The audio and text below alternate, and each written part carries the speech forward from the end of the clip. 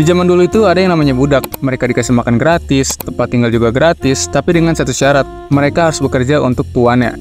Nah, gue rasa walaupun dunia ini semakin berkembang, tapi praktik perbudakan ini tuh masih ada sampai sekarang. Yang bedain itu cuma formatnya aja. Kalau zaman sekarang mungkin lebih diperhalus kali ya, tapi secara praktik ya tetap sama, bahkan lebih parah.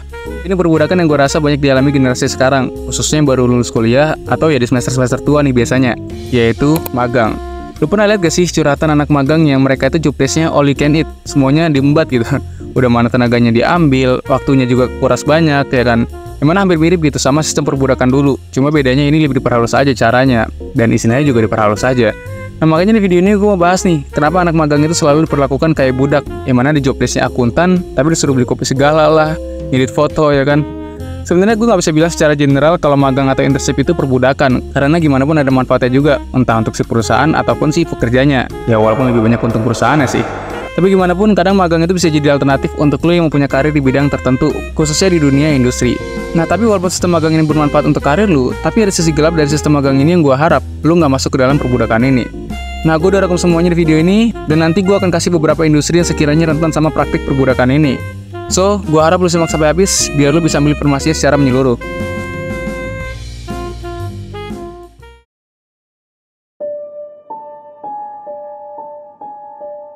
Unpaid internship alias magang nggak dibayar, ini tuh sering dilakuin anak-anak kuliahan untuk batu loncatan mereka ke pekerjaan tetap. Sebenarnya sah-sah aja dan di beberapa kasus hal ini works untuk kedepannya. Tapi menurut gue, unpaid internship ini mirip dengan sistem perbudakan. Gini, kita pahamin dulu ya konsep dari budak itu apa. Menurut definisi, budak itu adalah manusia yang tidak mendapatkan hak-hak hidupnya karena diperdaya atau diperalat sama manusia lain. Sekarang dalam konteks unpaid internship, para pekerja ini tuh mereka keluar waktu, tenaga, dan uang mereka untuk kekayaan orang lain. Tapi dia itu nggak dapat apa-apa selain pengalaman sih katanya. Bahkan setahu gue di beberapa kampus itu justru magang ini walaupun nggak dibayar dengan gaji, tapi magang ini tuh bisa dikonversi gitu jadi SKS, atau bahkan diwajibin untuk syarat kelulusan. Nah, jadi di satu sisi kampus ngewajibin, terus di satu sisi lagi pihak perusahaannya juga mau karena dapat tenaga gratis ya kan. Jadi mahasiswanya ya mau aja karena syarat kelulusan. Menurut gue ini suatu sistem yang bodoh ya. Mungkin banyak yang nggak suka dengan statement ini, tapi gue berani bilang, kampus yang ngewajibin unpaid internship sebagai kelulusan, itu adalah suatu kebodohan di zaman modern.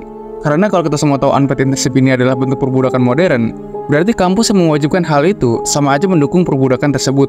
Dengan embel-embel si perusahaan pengen bantu kita ngasih pengalaman, tapi yang namanya perbudakan tetap perbudakan. Di sini gue ngomonginnya yang unpaid ya, alias yang nggak dibayar. Kalau magang yang lainnya terserah lah, walaupun udah jadi rahasia umum kalau anak magang itu ya lu tau lah. Nah, menurut studi yang ada, magang yang berbayar itu 52% lebih menghasilkan pekerjaan penuh waktu ke depannya dibandingin magang yang nggak dibayar, alias yang unpaid internship tadi. Mungkin gue berspekulasi ya bahwa anak yang magangnya dibayar itu justru mereka itu lebih semangat bekerjanya karena berasa dihargai daripada sekedar dikonversi ke SKS atau cuma jadi pengalaman. Dan menurut gue yang jadi masalah ini adalah magang unpaid ini tuh justru bisa meningkatkan kesenjangan sosial yang makin parah. Dimana kalau kita kerja sama orang itu pasti keluar uang juga ya kan, untuk bensin atau untuk makan. Nah, kalau orang yang secara finansial emang mampu ya mungkin dia sanggup-sanggup aja. Tapi kalau orang yang nggak mampu, yang ada makin susah. Udah waktu dan tenaganya diambil, uangnya juga habis. Sedangkan yang punya perusahaan jadi makin kaya.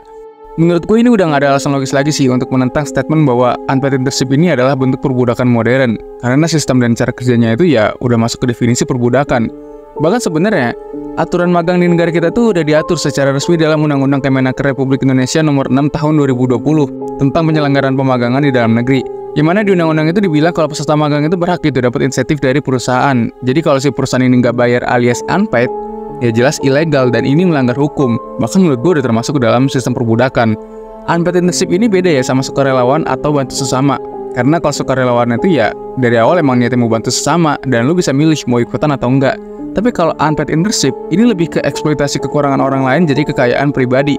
Yang mana karena anak-anak magang ini punya kekurangan dalam aspek pengalaman, ini jadi celah pemilik alat produksi untuk menambah kekayaan secara gratis. Sebenarnya eksploitasi anak magang ini tuh nggak cuma dilakuin sama pemilik usaha aja, tapi rekan-rekan kerja lainnya yang karyawan tetap gitu ya. Itu juga kadang semua mau gitu sama anak magang. Karena anak magang itu kan biasanya kelihatan lugu ya kan, polos gitu, gak enakan. Jadi ini tuh rentan banget gitu dimanfaatin sama karyawan tetap yang ada di sana.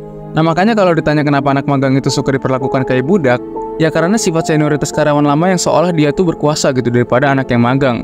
Dan gue rasa ini udah jadi rahasia umum gak sih kalau anak magang itu seolah jadi kasta paling rendah gitu daripada yang lain.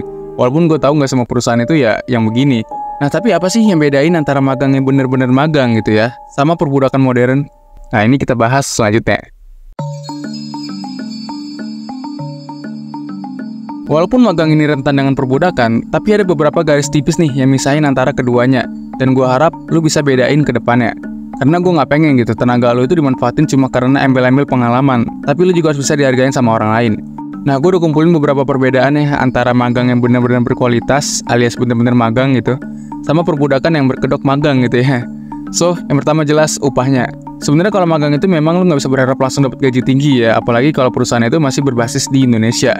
Tapi seenggaknya, magang yang benar-benar magang, itu yang perusahaan itu bisa menghargai kinerja dari pekerjanya, alias gak cuma sekedar dipakai, abis itu dibuang gitu. Karena yang namanya kerja, itu pasti makan waktu dan tenaga, dan untuk ngisi tenaga itu aja lu butuh uang kan buat makan. Sedangkan kalau magangnya itu unpaid alias yang nggak dibayar, ya lu sama aja sedekah ke orang yang emang udah di atas lu gitu. Dan menurut penelitian pun peserta magang yang dibayar itu lebih produktif gitu daripada yang nggak dibayar. Karena hubungan kerja itu kan meliputi input dan output dari pekerjaan itu juga. Bahkan secara undang-undang aja magang itu harus dikasih uang insentif ya kan. Nah, yang kedua adalah jam kerja. Yang mana kalau magang yang bener-bener magang, jam kerjanya itu harus sesuai sama aturan yang ada di undang-undang, yaitu 7-8 jam sehari. Karena yang namanya manusia itu pasti punya keperluan lain di luar pekerjaannya ya kan. Dan yang membedakan antara peserta magang sama budak, ya jelas jam kerjanya. Nah, kalau jam kerjanya itu udah lebih dari batas yang diterapkan, itu udah termasuk gak manusiawi, apalagi kalau upahnya kecil bahkan nggak dibayar. Dan yang terakhir itu adalah job desk-nya. Kayaknya kita semua tahu deh, kalau lihat lowongan pekerjaan itu pasti ada keterangan kerjanya itu ngapain aja, atau ini disebut dengan job desk gitu. Nah, kalau program yang beneran magang, job desk-nya itu nggak pergi jauh-jauh gitu dari yang tertulis. Kalau tulisannya akuntan, ya udah jadi akuntan. Sedangkan kalau yang menganut sistem perbudakan, ya job desk-nya itu suka ngawur ke yang lain, tulisan akuntan, tapi karena dilihat bisa ngedit, disuruh ngedit juga tanpa upah tambahan. Nah, makanya penting banget nih buat lo itu sadar mana yang beneran magang sama sistem perbudakan, karena keduanya itu bisa hampir mirip. Nah, industri yang biasanya rentan dengan perbudakan ke anak magang, biasanya itu industri yang punya suplai pekerjaannya cukup tinggi, misalnya kayak media, manufaktur, atau pertanian. Karena jumlah pekerjaan siap terima pekerjaan itu ada banyak, sehingga para peserta magangnya itu dibayar rendah, bahkan nggak dibayar sama sekali. Sedangkan industri yang jarang terjadi perbudakan, biasanya itu dari industri keuangan. Kenapa demikian? Karena pekerja yang benar-benar ahli di bidang keuangan, itu jumlahnya nggak banyak, sehingga mereka yang ahli di bidang keuangan, mereka itu cukup dihargai, bahkan ketika mereka masih magang. Dan gue rasa itu balik ke skill yang kita punya ya. Kalau kita punya skill yang nggak banyak orang itu bisa, otomatis kita bakal berada di lingkungan yang eksklusif. So, kalau lu mau lebih dihargain, upgrade skill itu di jalan paling aman sih, karena nggak ada yang berani nyentuh lu kalau lu punya skill.